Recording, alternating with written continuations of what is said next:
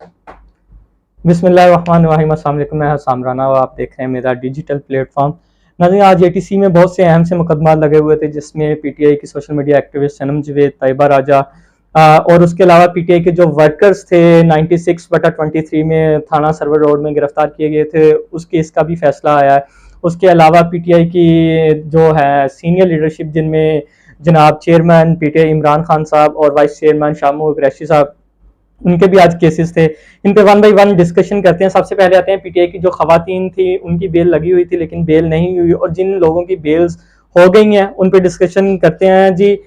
सबसे पहले है रबिया है, फिर सैयद नबील है, अनीला मलिक है, जियाउर रहमान है, उसके बाद सदफ नदीम है, अनीला मुनीर है, फराह खान है, मुमताज बीबी है और वसी खान है। ये वो लोग हैं जिनकी बेल, जिनके साथ टोटल 15 लोग और हैं जिनकी बेल हो चुकी है। लेकिन इसके साथ ही 2-3 बेल्स ऐसी हैं जो नहीं हुई, जिसपे लोग पूछते हैं, बात करते हैं, मुसलसल डिस्कशन होती है। वो है सनम जवेद और तैयबा राजा। इनकी बेल जो है वो कैंसिल हो गई है। अब वो किस बिना पे कैंसिल हुई है, वो डिटेल ऑर्डर आएगा तो वो हम फर्दर आपसे शेयर कर देंगे। जैसा कि इनके साथ खतीजा शाह और आलिया हमजा भी थी, उनकी जो बेल है 22 जून को ही डिसमिस हो गई थी और वो लगी हुई है लाहौर हाई कोर्ट में। तो वो उनका फैसला भी डीबी में है, देखते हैं क्या फैसला होता है। उसके अलावा आज पीटीआई चेयरमैन जनाब इमरान खान साहब की जो है एटीसी कोर्ट में पेश हुए हैं। उनमें थाना सर्वर रोड, फिर गुलबर्ग जो अस्करी टावर है उस केस में, और मॉडल टाउन केस में, यानी कि मॉडल टाउन में जो हंगामा राई हुई थी 9 मई को, उस केस में उनको सारी, यानी कि जितने भी केसेस थे सब में वो नामजद हैं। तो वो बेल के लिए आज आए हुए थे। जैसे ही वो आज एजाज भुट्टर साहब की कोर्ट में पेश हुए हैं तो देखा गया है कि शाह महमूद कुरैशी साहब भी उनके साथ ही कोर्ट में मौजूद थे, उनकी साथ वाली नशिस्त में बैठे हुए थे। जज साहब आए हैं, एजाज भुट्टर साहब, और उन्होंने आज बड़े सख्त रिमार्क्स दिए हैं। उन्होंने क्या कहा है, उन्होंने किस तरह खान साहब को बुलाया। उन्होंने कोर्ट में दाखिल होते ही जैसे ही प्रोसीडिंग शुरू हुई है, उन्होंने कहा है कि मुलजिम कहाँ है। तो खान साहब उठ के रोस्टम पे आए हैं, तो उन्होंने खान साहब से बड़े तल्ख लहजे से बात करते हुए कहा, जी आप तफ्तीश में शामिल तफ्तीश क्यों नहीं हो रहे। जिसपे खान साहब ने उन्हें कहा कि मेरे पे 180 के करीब मुकदमात हैं, कभी मैं इस्लामाबाद जा रहा हूँ, कभी लाहौर हाई कोर्ट जा रहा हूँ, मुझे कुछ समझ नहीं आ रही, जो इस वजह से मैं जो है तफ्तीश में पेश नहीं हो सका। तो जिसपे एजाज भुट्टर साहब ने थोड़ा सा नाराजगी का इजहार करते हुए गुस्से में ये कहा कि मैं आपको अभी तो बेल दे रहा हूँ, अगर आप 3 से 4 दिन के अंदर अंदर आप शामिल तफ्तीश ना हुए तो ये मैं अगली पेशी पे आपकी ये बेल कैंसिल कर दूंगा। जिसपे इमरान खान साहब ने कहा, जी जी जरूर। इसी दौरान जो थे प्रोसिक्यूशन के वकील, उन्होंने ये कहा, जी आज ही शाम को हम तफ्तीश के लिए जमान पार्क चले जाते हैं। जिसपे खान साहब ने ये रद्द-ए-अमल दिया कि आज शाम को तो IMF का वफ्द आ रहा है, तो आज शाम को मैं तफ्तीश के लिए पेश नहीं हो सकता। जिसमें आप देखते हैं खान साहब फर्दर आगे पेश होते हैं नहीं होते, क्या सीन है। तफ्तीश में तो पेश होना ही पड़ेगा, ना होंगे तो सरकार खुद ही ले आएगी। वो क्या कहते थे, जिसकी लाठी उसकी भैंस। आजकल जिनके हाथ में लाठी है वो खुद ही ले आएंगे। खान साहब क्या, खान साहब के अगले पिछले सब तफ्तीशों में शामिल होंगे। तो ये तो थी खान साहब की हद तक।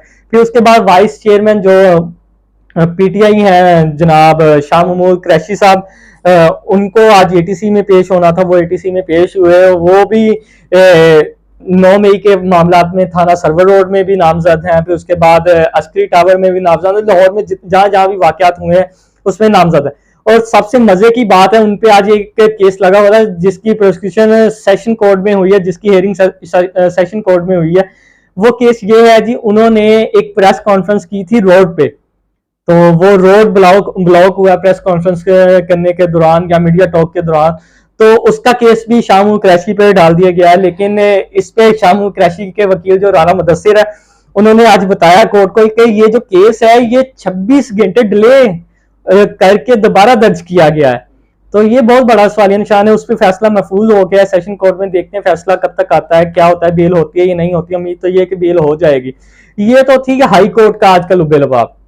उसके अलावा स्वीडन के हवाले से, स्वीडन में जो ईद के मौका पे सरकारी सतह पे उन्होंने कुरान पाक को नजर आतिश करने का हुक्म दे दिया था, इजाजत दी थी। उसके खिलाफ खान साहब ने जुमे के बाद जो है प्रोटेस्ट का ऐलान किया था। फिर उसके बाद तमाम सियासी जमातों ने और सिटिंग गवर्नमेंट ने भी जुमे के बाद एहतजाज का ऐलान किया। उसके लिए मुख्तलिफ वेन्यूज हैं। तो कुरान पाक हमारी रेड लाइन है। मैं अपने इन सियासतदानों से ये कहता हूँ कि कोई कहता है इमरान खान हमारी रेड लाइन है, तो कोई कहता है नवाज शरीफ हमारी रेड लाइन है। जब बात कुरान की आई है तो तब ये सब लोग चुप थे। इमरान खान ने कॉल दी तो सब लोगों को होश आ गई। वो दीन के ठेकेदार, वो जो आजकल एक सियासी नाबालिग हैं साद रिजवी साहब, मैं उनका बाय नेम लेके उनको मुखातिब करना चाह रहा हूँ कि क्या आपकी चाबी किसी ने बंद की हुई थी? कभी तो आप मलूना पे, फ्रांस पे तड़प उठते हैं, स्वीडन में इतना बड़ा वाकया हो गया, पता नहीं कहाँ सोए हुए हैं आप, पता नहीं कहाँ है आपकी वो जिद्दोजहद या आपकी वो रैलियां या वो रोड ब्लॉकेज। क्या आप किसी चीज के मुंतजिर हैं? किसी हड्डी के मुंतजिर हैं? किस चीज के मुंतजिर हैं आप? किस चीज का आप इंतजार कर रहे हैं? अब आपको इस्लाम से कोई लेना देना नहीं। क्या अब आपको V8 फॉर्च्यूनर्स गिफ्ट मिल गई है इसलिए? कभी आप अर्तुगरुल बने होते हैं, घोड़ों पे बैठते हैं, कभी आप टाइटैनिक कह दिया सॉरी, जेम्स बॉन्ड बने होते हैं तो मोटर बाइक पे बैठे होते हैं। तमाशे नहीं आपके खत्म होते, पता नहीं आपको कब होश आएगी। तो ये बहुत नाजुक सूरत हाल है। इस पे जो OIC है, 57 ममालिक इस्लामिक कंट्री इकट्ठी, उनको चाहिए कि इस पे एक इजलास बुलाए और एक स्ट्रेट फॉरवर्ड राह अमल इख्तियार करें। तो उम्मीद आज देखते हैं कि क्या क्या क्या डिस्कशंस होती हैं, ये जो रैलियां हैं। तो फर्दर यही नेक्स्ट जो भी अपडेट होगी वो हम आपसे शेयर करेंगे। तब तक अपने होस्ट हसाम राना को दें इजाजत। अल्लाह निगहबान।